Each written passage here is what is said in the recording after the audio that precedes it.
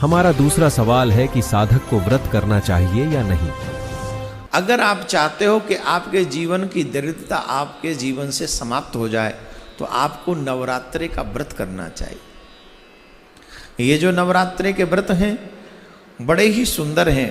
भगवती जगदम्बा की पूजा, हवन और ब्राह्मण भोजन कराना चाहिए। व्रत के श्रद्धा पालन करने से ज्ञान और मोक्ष तथा सुलभ हो जाते हैं। सुख और संतान की वर्ष में 2 बार मनाया जाने वाला त्योहार है, जिसमें 9 दिनों तक देवी दुर्गा की पूजा की जाती है और दुर्गा माता के लिए व्रत उपवास भी रखे जाते हैं। हिंदू धर्म के धर्मगुरुओं का कहना है कि नवरात्रि के 9 दिनों तक व्रत रखने से देवी दुर्गा अपने भक्तों से प्रसन्न होती है और अपने प्रिय भक्तों को दर्शन देती है और उनके सारे दुख भी हरण करती है।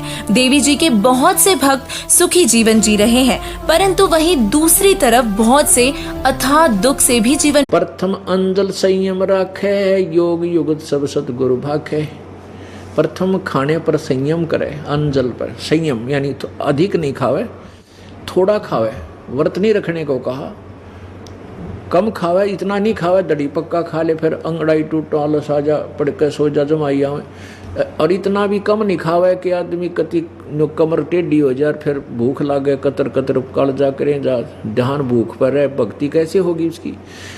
एक तरफ ब्रह्म ऋषि कुमार स्वामी जी व शक्ति पुत्र जैसे गुरुओं के विचार थे, जो देवी दुर्गा को परम शक्ति व इष्ट रूप में पूज्य बता रहे थे, तो वहीं दूसरी तरफ दुर्गा पुराण से देवी दुर्गा जी के विचारों को जनता के सामने लाने वाले संत रामपाल जी महाराज जी के सत्संग प्रवचन थे, जो देवी दुर्गा को पूज्य ना बताकर देवी दुर्गा के विचारों व उनकी वास्तविक स्थिति को सदग्रंथों से प्रमाणित करते हुए जनता के सामने रख रहे थे और उन्हीं प्रमाणों को आधार केवल उस एक ब्रह्म को ही जाने, यही अमृत रूप परमात्मा के पास पहुंचाने वाला पुल है। यहां देखो, इस आत्मा का ओम के जप के साथ ध्यान करो, इससे अज्ञान में अंधकार से सर्वथा परे और संसार समुद्र से उस पार जो ब्रह्म है उसको पा जाओगे, तुम्हारा कल्याण हो। ब्रह्म ओम ओम ब्रह्म का व्रतों के बारे में, नवरात्रि जो सेलिब्रेट की जाती है इसके बारे में क्या कहना चाहेंगे आप? जी, हमारे शास्त्रों में प्रमाण है कि नवमी और अष्टमी का व्रत रखने से चूहे का जन्म मिलता है। तो फिर हम ये ये व्रत क्यों रखे हैं, मतलब ये पाखंड क्यों करें हम इस तरह से? जी, आप बताइए बहन जी।